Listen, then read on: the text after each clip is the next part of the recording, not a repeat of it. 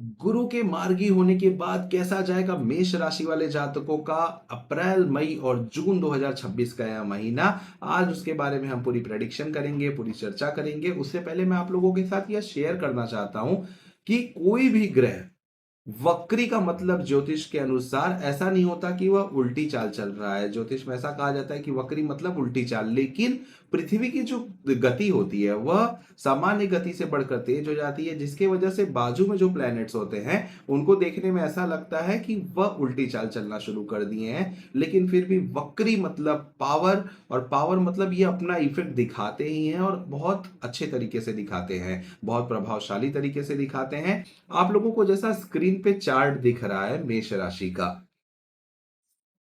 यह मेष राशि है। यहाँ पे भाग्य के स्वामी आपके जुपिटर हैं, गुरु हैं, जो बैठे हैं तीसरे भाव में, थर्ड हाउस में।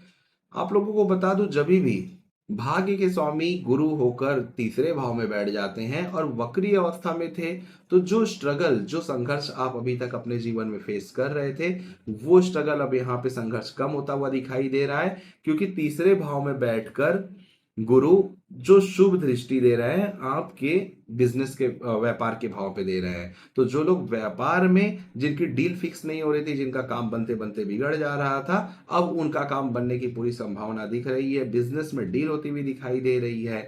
जो लोग विवाह के लिए परेशान थे, जिनका विवाह कहीं फिक्स नहीं हो रहा था, उनके भी विवाह के योग यहाँ पे बनते हुए दिखाई दे रहे हैं। क्योंकि विवाह के घर पर गुरु की दृष्टि आती हुई दिखाई दे रही है, वो भी मार्गी गुरु की।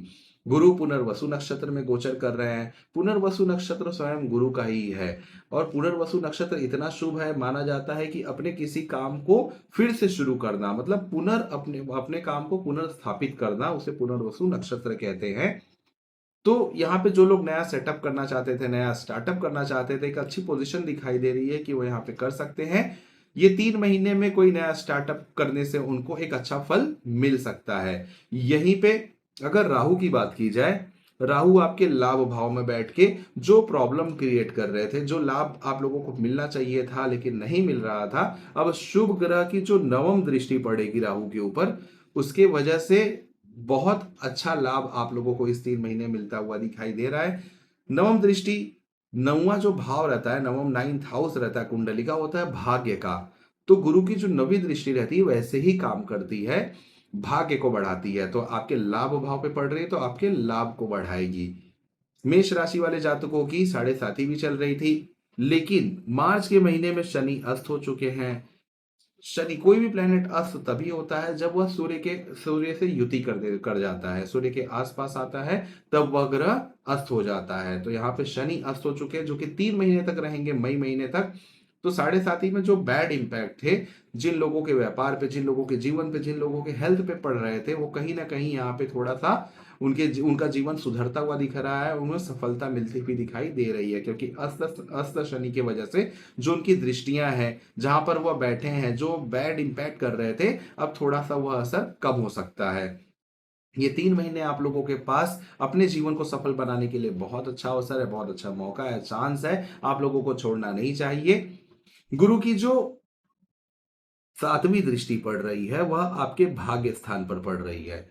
जब गुरु की 7वीं दृष्टि भाग्य स्थान पे पड़ती है, तो जिन लोगों को लक का सहारा, लक का सपोर्ट नहीं मिल रहा था, यहाँ पे भाग्य का सहारा मिलता हुआ दिखाई दे रहा है।